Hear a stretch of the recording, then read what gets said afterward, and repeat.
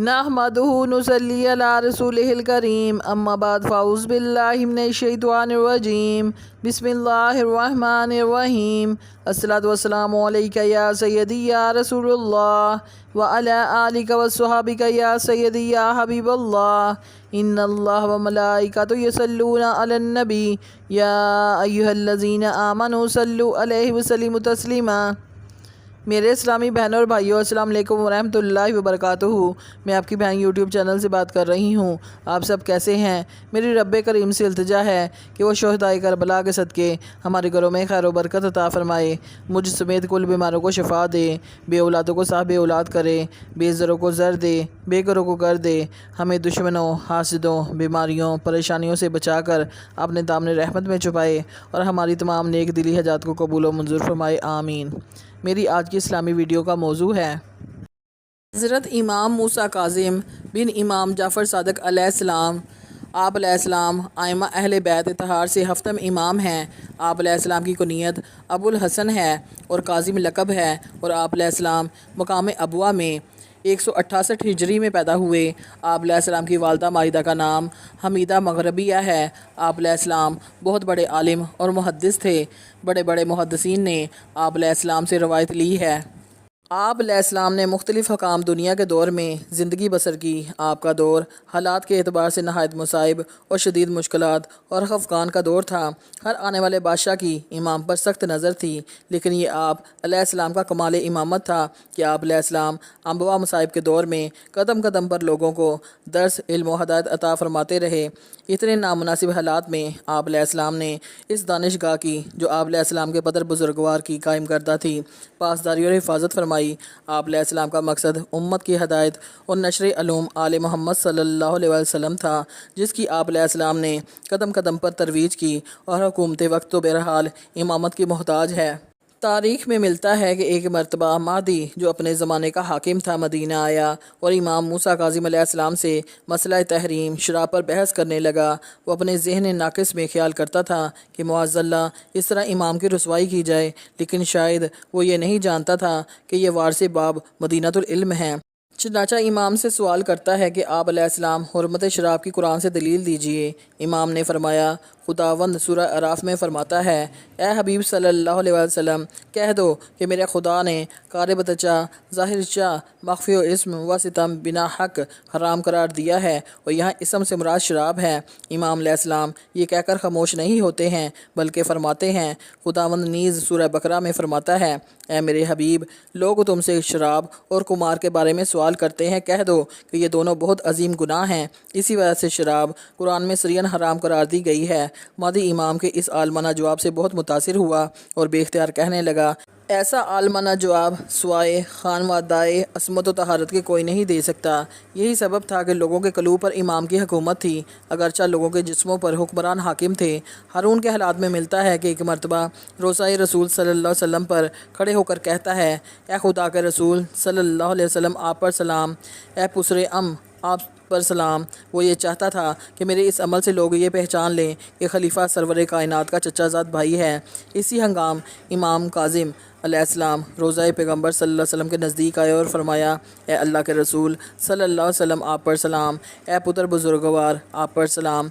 हारून इमाम के इस अमल से बहुत गज़बनाक हुआ। फ़ौरन इमाम की तरफ रुख करके कहता है, आप फ़र्ज़ंदे रसूलुल्लाह सल्लल्लाहु अलैहि वसल्लम होने का दावा कैसे कर सकते हैं, जबकि आप अलैहिस्सलाम अली मुर्तज़ा के फ़र्जंद हैं। इमाम ने फरमाया, तूने कुरान करीम में सूरह इनाम की आयत नहीं पढ़ी, जिसमें खुदा फरमाता है, कबीला इब्राहीम से दाऊद, सुलेमान, अयूब, यूसुफ, मूसा, हारून, ज़िक्रिया, यहिया, ईसा और इलियास, ये सब के सब हमारे नेक और सालिया बंदे थे, हमने इनकी हदायत की। इस आयत में अल्लाह ने हज़रत ईसा अलैहिस्सलाम को गुज़श्ता अंबिया का फ़र्जंद करार दिया है, हालांकि ईसा अलैहिस्सलाम बग़ैर बाप के पैदा हुए थे। हज़रत मरियम अलैहिस्सलाम की तरफ से पैगम्बराने साबिक़ की तरफ निस्बत दी है।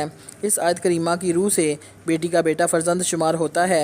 इस दलील के तहत मैं اپنی ماں فاطمہ علیہ السلام کے واسطہ سے فرزند نبی ہوں۔ اس کے بعد امام فرماتے ہیں کہ اے ہارون، یہ بتا کہ اگر اسی وقت پیغمبر دنیا میں آ جائیں اور اپنے لیے تیری بیٹی کا سوال فرمائیں تو تو اپنی بیٹی پیغمبر کی زوجیت میں دے گا یا نہیں؟ ہارون برجستہ جواب دیتا ہے، نہ صرف یہ کہ میں اپنی بیٹی کو پیغمبر کی زوجیت میں دوں گا بلکہ اس کارنامہ پر تمام عرب و عجم پر افتخار کروں گا۔ امام فرماتے ہیں کہ تو اس رشتے پر تو سارے عرب و عجم پر فخر کرے گا، لیکن پیغمبر ہماری بیٹی کے بارے میں یہ سوال نہیں کر سکتے، اس لیے کہ ہماری بیٹیاں پیغمبر کی بیٹیاں ہیں اور باپ پر بیٹی حرام ہے۔ امام کے اس استدلال سے حاکم وقت نہایت پشیمان ہوا۔ امام موسیٰ کاظم علیہ السلام نے علم امامت کی بنیاد پر بڑے بڑے مغرور اور متکبر بادشاہوں سے اپنا علمی سکہ منوا لیا۔ امام قدم قدم پر لوگوں کی ہدایت کے اسباب فراہم کرتے رہے۔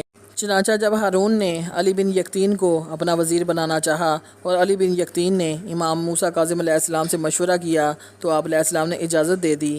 امام نے علی بن یقطین سے فرمایا، تو مسلمانوں کی جان و مال کو ہارون کے شر سے بچانا، ہم تیری 3 چیزوں کی ضمانت لیتے ہیں کہ اگر تو نے اس عہد کو پورا کیا تو ہم ضامن ہیں، تم تلوار سے ہرگز قتل نہیں کیے جاؤ گے، ہرگز مفلس نہ ہوگے، تمہیں کبھی قید نہیں کیا جائے گا۔ علی بن یقطین نے ہمیشہ امام کے پیروکاروں کو حکومت کے شر سے بچایا اور امام کا وعدہ بھی پورا ہوا۔ نہ ہارون پسر یقطین کو قتل کر سکا، نہ وہ تنگ دست ہوا، نہ قید ہوا۔ لوگوں نے بہت چاہا کہ فرزند یقطین کو قتل کرا دیا جائے، لیکن ضمانت امامت علی بن یقطین کے سر پر سایہ فگن تھی۔ چنانچہ تاریخ میں ملتا ہے کہ ایک مرتبہ ہارون نے علی بن یقطین کو لباس فاخرہ دیا۔ علی بن یقطین نے اس لباس کو امام موسیٰ کاظم علیہ السلام کی خدمت میں پیش کر دیا اور کہا، مولا، یہ آپ علیہ السلام کی شایان شان ہے۔ امام نے اس لباس کو واپس کر دیا اور کہا، اے علی ابن یقطین، اس لباس کو محفوظ رکھو، یہ برے وقت میں تمہارے کام آئے گا۔ ادھر دشمنوں نے بادشاہ سے شکایت کی کہ علی ابن یقطین امام کاظم کی امامت کا معتقد ہے، یہ ان کو خمس کی رقم روانہ کرتا ہے، یہاں تک کہ جو لباس فاخرہ تو نے علی ابن یقطین کو عنایت کیا تھا وہ بھی اس نے امام کاظم کو دے دیا ہے۔ بادشاہ سخت غضبناک ہوا اور علی ابن یقطین کے قتل پر آمادہ ہو گیا۔ فوراً علی ابن یقطین کو طلب کیا اور کہا، وہ لباس کہاں ہے جو میں نے تمہیں عنایت کیا تھا؟ علی ابن یقطین نے غلام کو بھیج کر لباس ہارون کے سامنے پیش کر دیا۔ ہارون بہت زیادہ خجالت زدہ ہوا۔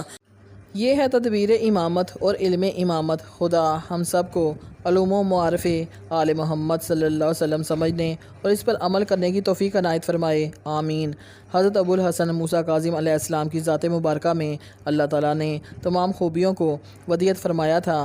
زندگی کی مشکلات میں صبر و استقلال کا دامن تھامنے والے، ظلم و ستم پر خندہ پیشانی کا مظاہرہ کرنے والے، اپنوں بیگانوں پر یکساں کرم نوازی کرنے والے، محبت الہی سے سرشار ہو کر ذوق عبادت رکھنے والے، اخلاق نبوی صلی اللہ علیہ وسلم کی عملی تصویر، طبیعت میں تحمل مزاجی و بردباری، معرفت الہی کی منازل کو طے کرنے والے، راسخ العقیدہ، رغبت مصطفیٰ صلی اللہ علیہ وسلم کے لیے سراپائے ہدایت، زہد و تقویٰ کے پیکر اور اس کے علاوہ کئی خوبیوں اور محاسن کے حامل تھے۔ خاندانی اوصاف اور خوبیاں آپ علیہ السلام کی زندگی کے ہر پہلو میں دکھائی دیتی ہیں، یہاں تک کہ لوگ آپ علیہ السلام کو ابو صالح کے لقب سے پکارتے ہیں۔ امام موسیٰ کاظم علیہ السلام بہت بڑے عالم، محدث اور فقیہ تھے۔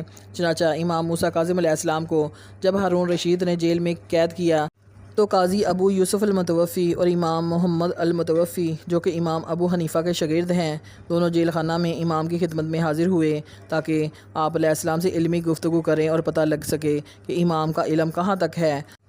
جب گفتگو شروع کرنے لگے تو جیلر آپ علیہ السلام کے پاس آیا، کہنے لگا، حضور آج رات میں نے گھر جانا ہے، صبح حاضر ہوں گا، اگر کسی چیز کی ضرورت ہو تو مجھے بتائیں، میں صبح لیتے آؤں گا۔ آپ علیہ السلام نے فرمایا، چلے جاؤ، کسی چیز کی ضرورت نہیں ہے۔ جب وہ چلا گیا تو امام موسیٰ کاظم علیہ السلام نے قاضی ابو یوسف اور امام محمد کو کہا کہ اس آدمی پر مجھے تعجب ہے جو کہتا ہے کہ اگر کسی چیز کی ضرورت ہے تو مجھے بتائیں، میں صبح پیش کر دوں گا، حالانکہ صبح سے پہلے رات کو ہی اس نے فوت ہو جانا ہے۔ جب قاضی ابو یوسف اور امام محمد نے یہ بات سنی تو انہوں نے امام موسیٰ کاظم علیہ السلام سے کوئی علمی گفتگو نہ کی بلکہ اٹھ کھڑے ہوئے اور کہنے لگے کہ ہم تو امام سے فرض اور سنت کے بارے میں گفتگو کرنا چاہتے تھے، لیکن امام نے ہمارے ساتھ علم غیب کے بارے گفتگو شروع کر دی۔